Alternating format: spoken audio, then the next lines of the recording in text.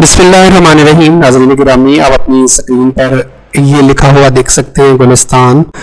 جی ہاں، یہ گلستان شیخ شرف الدین المعروف سعدی شیرازی کی کتاب ہے، گلستان سعدی۔ انشاءاللہ تعالی ہم کوشش کریں گے کہ گلستان سعدی کو درسن پڑھیں۔ ایک مختصر سا تعارف خاکسار ابھی آپ کے سامنے گلستان سعدی کا رکھنا چاہتا ہے۔ دراصل شیخ سعدی کی جو کتاب گلستان سعدی ہے، یہ کلام حکایتوں کی ایک فارسی کی ایک کتاب ہے، حکایتوں کا ایک مجموعہ ہے۔ شیخ سعدی کی اس شعر آفاق کتاب گلستان میں نصیحت آموز اور زندگی کو سنوارنے والی دلچسپ حکایات بیان کی گئی ہیں۔ گلستان کی نصیحتوں میں شیخ سعدی نے جو انداز اختیار کیا ہے، وہ انداز آپ کا جارحانہ انداز ہے۔ ناظرین گرامی، یہ کتاب عرصہ دراز تک مختلف دینی مدارس میں پڑھائی جاتی رہی ہے، اور پاکستان میں ایک عرصہ تک، جب تک فارسی یہاں پر قائم رہی ہے اور رائج رہی ہے اور نصاب کا حصہ رہی ہے، تو گلستان سعدی سے بہت ساری حکایات اس میں درج کی جاتی تھی۔ ابھی بھی ایف اے میں اور بی اے اور ماسٹر کے ایم اے کے نصاب میں گلستان سعدی جو ہے وہ بیان کی جاتی ہیں اور شامل نصاب ہیں۔ یہ کتاب نثر میں ہے، کتاب کی نثر کلاسیکی ادب کا ایک اعلیٰ نمونہ ہے۔ ناظرین گرامی، شیخ سعدی میں شعر بھی گئے ہیں، لیکن وہ کیا وجوہات ہیں کہ گلستان سعدی ہی ایک ایسی کتاب ہے جو بہت معروف ہے اور دنیا کی بہت ساری زبانوں میں یہ ترجمہ بھی ہو چکا ہے۔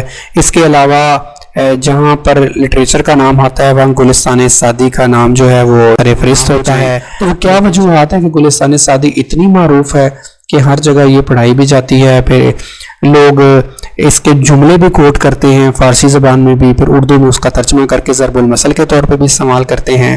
تو جی ہاں ناظرین گرامی، گلستان سعدی دراصل ایک ایسی جادوئی کتاب ہے جس کو شیخ سعدی نے ایک دل نشین انداز اور ایک دل نشین شکل میں بیان کیا ہے، اور لکھنے کا طریق آپ کا ایسا ہے کہ وہ آپ کی بات دل میں اثر کر جاتی ہے اور انسان مجبور ہو جاتا ہے کہ آپ کی ان باتوں پر عمل کرے۔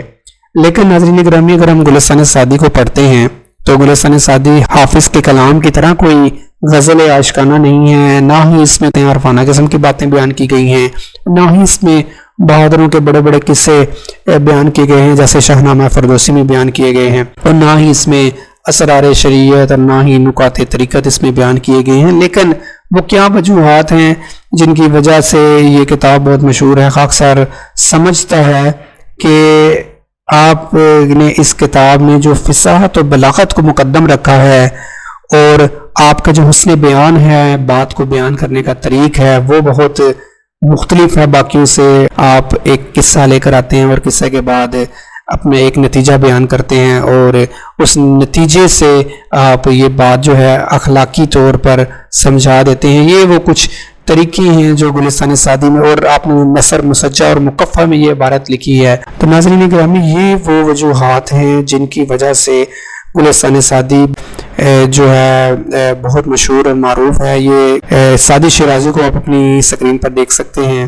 آپ یہ دیکھ سکتے ہیں کہ اردو زبان میں ان کے شیخ سعدی کی جو حکایات ہیں، ان کے بہت سارے جملے کوٹس کے طور پر، ضرب الامثال کے طور پر بھی استعمال کیے گئے ہیں۔ تو ناظرین گرامی، انشاءاللہ تعالی ہم آنے والے ویڈیوز میں ganjoor.net ایرانی ویب سائٹ ہے، یہاں سے اس کو درسن پڑھیں گے اس کتاب کو، اور ساتھ ساتھ خاکسار آپ کو اس کی تفصیل بھی بیان کرتا چلا جائے گا، ان کے معنی بھی بیان کرتا چلا جائے گا، اور انشاءاللہ تعالی مل کر پڑھنے کی اس کو کوشش کریں گے۔